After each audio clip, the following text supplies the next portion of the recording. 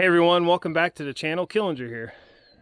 I'm running out of daylight here, but I wanted to finish up this video and get it out to you guys because I don't really see that. I don't really want to make this a two-parter.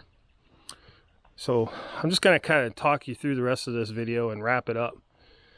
But what I'm doing is I'm putting up a more of a permanent style fence for my goats. If you follow the channel, you'll know that I do use the Premier One net fence system, and I'll turn the camera around and show you that, and we'll talk about it. This is the Premier One shocker net fence system. It's a portable system. It is solar charged. It works great in pastures. It is awful in the woods. It's very difficult to move on your own through a wooded area, especially a thick wooded area. It can be done. I did it all last summer, but every time I moved it was just an absolute nightmare, and I don't want to do it again. So I have some choices to make because I don't want to leave these guys pinned up in this area all summer. They like to browse, and just letting them eat on just this little bit of grass here isn't going to do any good. I'll have to keep buying hay, and it's not fair for them to see all this green and not be able to get to it. This front pasture, I eventually will be doing a permanent fence on this whole thing, and I'm going to put it in two sections, so there'll be two sections I can rotate, and we'll let the goats chew on this, and then hopefully here in the near future we'll have some cows that will also utilize this front pasture.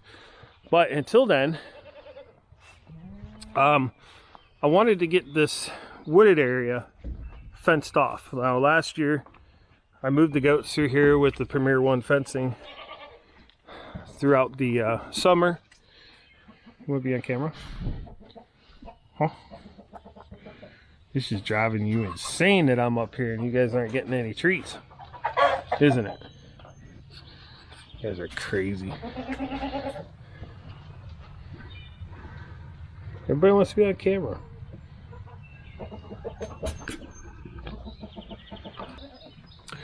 Like I said, last year we ran the goats through there with the Premier One fencing system, and it worked really great, and they cleared that entire section of forest. And then late summer, early fall, we were able to move them behind the house and start on those woods. But what I wanted to do is fence this in more of a permanent style and have the whole wooded section fenced at once, because now I have 6 goats and they eat more, obviously. So moving the fence around, I would have just had to move it too much. Hopefully this will take them a while to munch this down. And the cool thing is I can move it. So if they annihilate this front section of woods this summer, I can move this system anywhere I want and section off another large piece of the property. So what's in there, man, this is going to be boring. I gotta speed this up. What's in there is about 3/4 of an acre, and I guess we'll just walk around this. Sorry, I'm being distracted by the neighbors. So what I've done here is I've created this section for a gate. I'm going to take this gate here and I'm going to put it over here, and then I'm going to take the Premier One fencing and move it around the front of the barn so that they still have access to the whole front of the barn, and then tie it into this new electric fence we've got going on over there, so they can have free range of the barn anytime they want. And I set this up so I can take this fence down and get through here if I need to. As you can see, this is a muddy mess, so I need to come up with a different access to my back field. So the fence system is really cool. It's just these step-in posts that already have clips on them for the poly wire, I guess it's called. It's like an electrified rope, for lack of better terms. I only use T-posts in a couple spots. Like this is a large opening, and the wire's pulled pretty tight. So that T-post is just assisting the post to stand up. But wherever there's not a lot of tension on them, they stand up fine, and they hold the wires perfectly. I paste these off about 12 steps, or not close steps, just 12 normal steps. And for the most part, it worked fine. There's a couple places I had to go back in with some additional posts and raise the fence where the ground's unlevel, obviously. But overall, it was a fairly easy fencing system to set up compared to that shocker net. Should probably put a T-post down here in this corner. I do have the fence energized. I was testing it,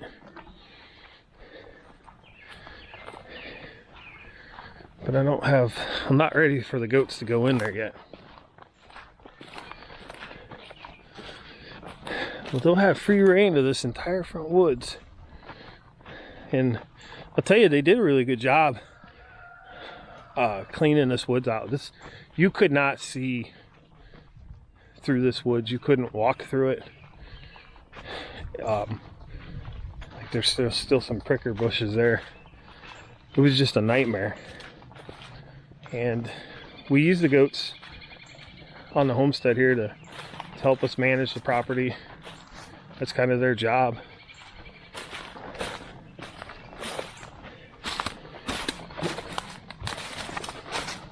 We'll just take a little walk around this fencing system. Like in this corner, I tried using 3 posts to make it a little stronger. I still might come in there with a T-post. You know, it's not perfect. You're still gonna have to pound some T-post in probably, but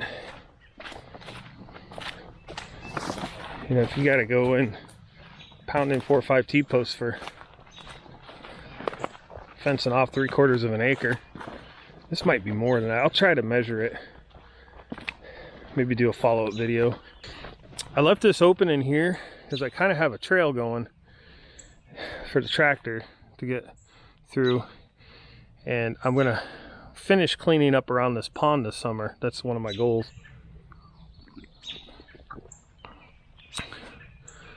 This will be a nice place to hang out and fish and all that.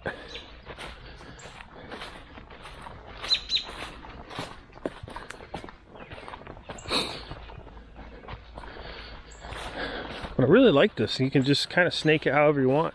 It's one continuous strand of wire. Well, sort of. I ran out, so I had to splice in another spool. I'd say I use somewhere around 3,000 feet of wire. This is my Energizer. It's in a waterproof box, but I had to cut a hole in it to get the plug in there and the wires through. So I'm gonna have to get some silicone, and I'll silicone that up. That'll just be a permanent solution. And then there's my ground rod pounded into the ground. I'm fortunate to have a 110 outlet out here on this pole. So that's where I've got the system plugged in at for now. I'm gonna unplug it. I don't need it right now. But you know, when I mow, I'll have to pick up the wire. Big deal. A little bit of an inconvenience. But I will probably eventually get another solar charger. I gotta research it more, because this is a large distance. It needs to be a little bit more powerful than the solar charger I have. So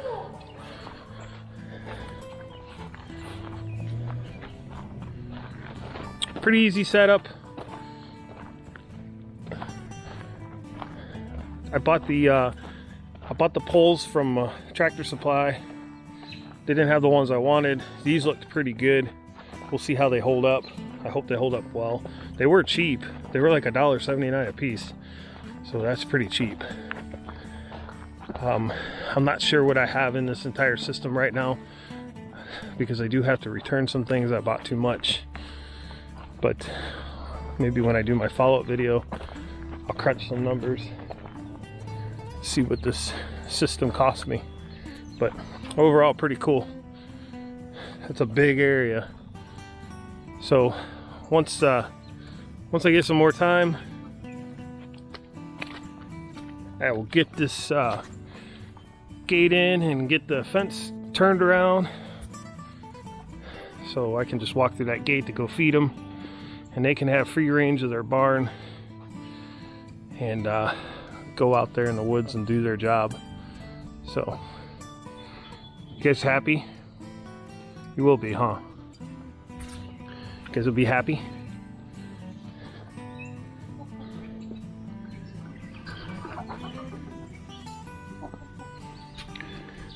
Huh. You be happy? Alright. Well, tell the people at home, thanks for watching. Click subscribe. Hit the thumbs up. Yep. Alright guys, see you in the next video. Hey everybody, welcome back to the channel. So, we're running out of daylight here, so I'm going to cut. Hey everybody, welcome back to the channel. Killinger here. Why so serious? Cut.